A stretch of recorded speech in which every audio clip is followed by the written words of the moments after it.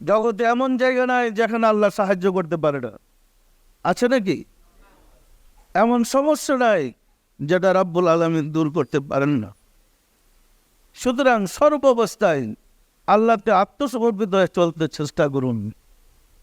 আল্লাহর অভিষেকের দিন আমাদের সামনে আসছে, একদম কাছে।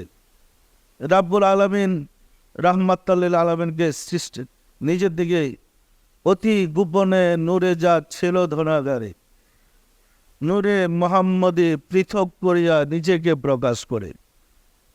নূরে মোহাম্মদী হইতে সমস্ত নূর পড়িয়া জোদা, সৃষ্টির লীলা শুরু করেছেন দয়াময় খোদা। তাহলে নূরে মোহাম্মদী পৃথক করে তিনি প্রভু হিসাবে আরশের সমাসীনের দিন সামনে আসতেছে। এই বরকতময় দিনে অসংখ্য মানুষ পরিত্রাণ পায়, বিপদ আপদ থেকে মুক্তি পায় এবং আল্লাহর দয়া পায়। তার জন্য আগে থেকে আমাদের সতর্ক থাকতে হবে।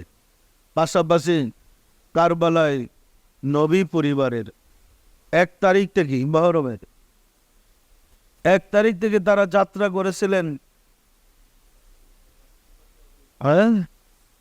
1 তারিখ থেকে তারা মদিনা থেকে রওনা করেছিলেন, কুফাতে গিয়ে আটকা পড়েছিলেন। কারবালায় গিয়ে ওখানে অবরুদ্ধ হয়ে পড়েছিলেন, জানেন তো আপনারা। তাহলে আশিকে রাসূলদের হৃদয়ে নবী পরিবারের প্রতি তো প্রেম থাকাটা স্বাভাবিক। আপনার ছেলে যদি বাহিরে কোথাও গিয়ে আটকা পড়ে, আপনার কি প্রাণ কাঁদবে না? কাঁদবে না? কাঁদবে না? রাসূল বলেছেন, যে ব্যক্তি জান মাল স্ত্রী পরিজন ছেলে মেয়ে ধন সম্পদ সবচেয়ে বেশি আমাকে ভালো না বাড়বে, সে মোমেন হইতে পারবে না। তাহলে আমরা যদি আশিক রাসূল মোমেন হই, নবী পরিবার যখন মদিনা থেকে যাত্রা করলেন ইরাকের দিকে, দামেস্কের দিকে, তখন যে রাস্তার মধ্যে অবরুদ্ধ হয়ে তারা বিপদে পড়েছিলেন, প্রতিটা মুহূর্ত, প্রতিটা সময় আমাদের হৃদয়ের মধ্যে উপলব্ধি হওয়া উচিত যে রাসূলের পরিবার এই দিন এই সময় ইমুক জায়গায় ছিলেন, যাত্রা করেছিলেন। তাহলে তাদের কথা স্মরণ করলো অন্তত রাহমাতুল আলামিন, আমরা যখন তার পরিবার পরিজনদের কথা স্মরণ করে দোয়া করব, কান্নাকাটি করব, রাহমাতুল আলামিন আমাদের দিকে তাকাবেন না? আমাদের দিকে দয়ার নজরে তাকাবেন না?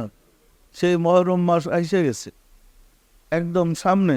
স্মরণ করবেন নবী পরিবারের উপরে এবং দরুদ ও সালাম পৌঁছাবেন তাদের প্রতি। সবসময় দরুদ ও সালাম পৌঁছাতে চেষ্টা করবেন।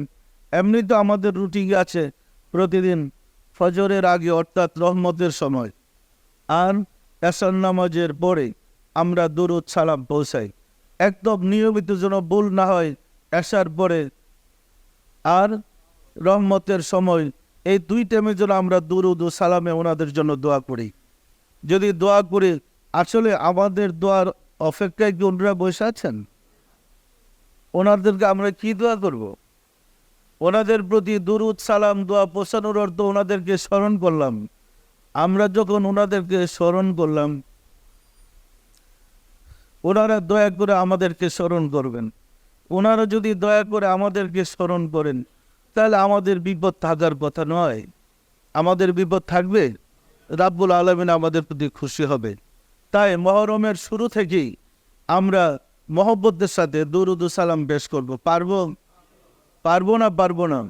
আর বেশি বেশি মানুষকে দাওয়াত দেব আশিকে রাসূল হওয়ার জন্য। আসুন রাব্বুল আলামিনের সাহায্য চাই, তিনি যেন দয়া করে আমাদের জন্য তার রাস্তা সহজ করে দেন। আমিন।